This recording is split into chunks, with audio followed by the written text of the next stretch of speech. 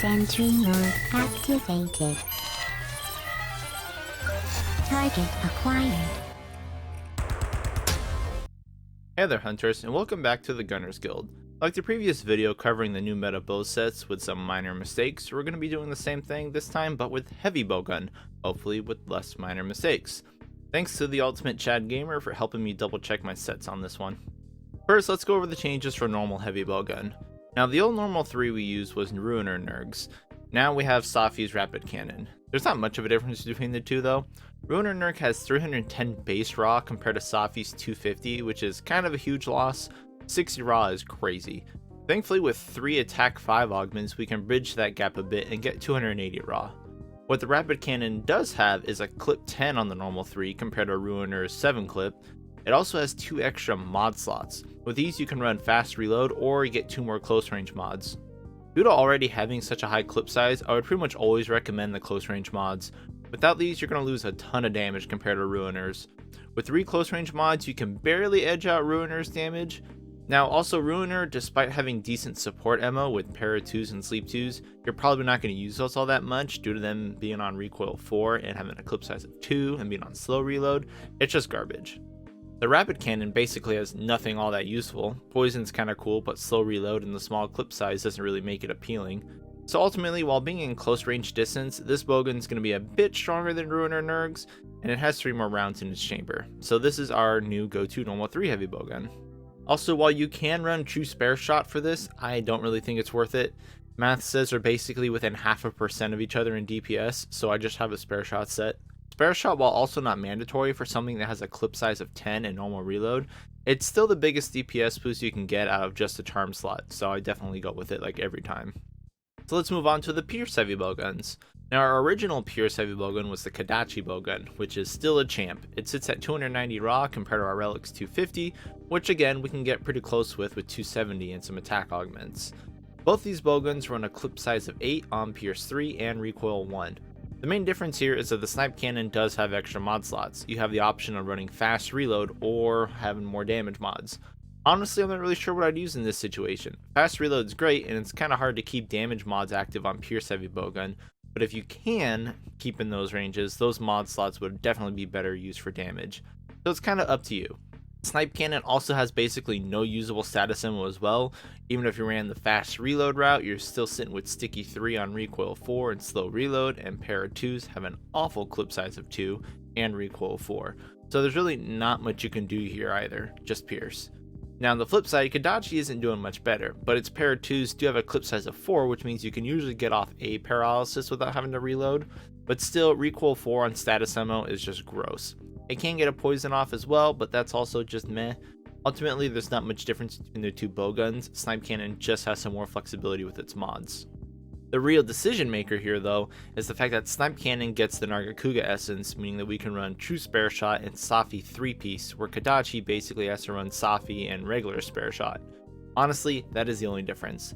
Kodachi will be hitting for more, probably around 2 to 3 per pierce depending on the target, but Snipe Shot does get true spare shot, which will be a little bit better. It's like 4% better.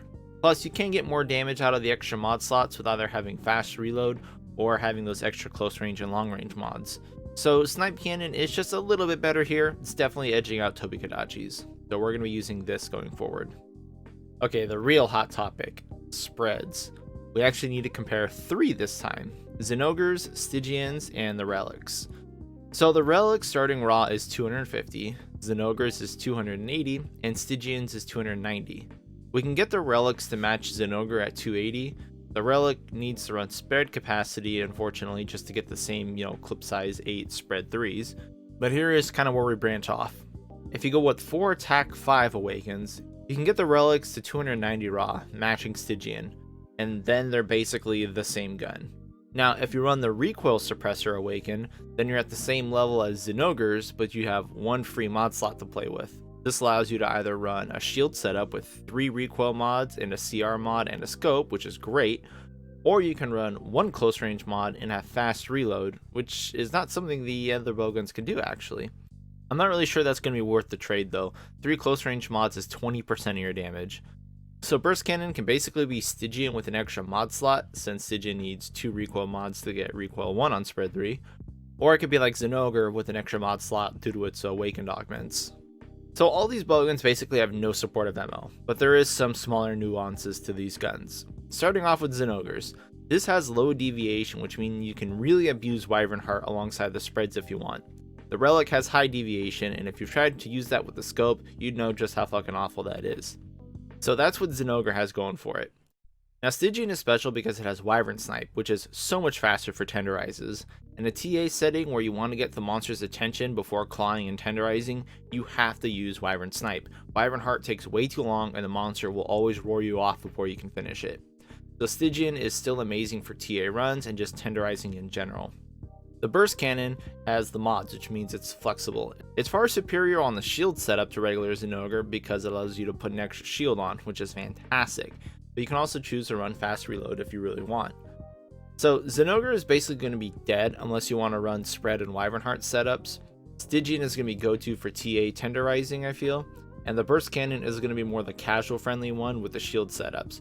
Because it's not really that much stronger than Stygian's, it's like 5% more due to a close range mod, and that's about it. The snipe on Stygian is totally worth that trade.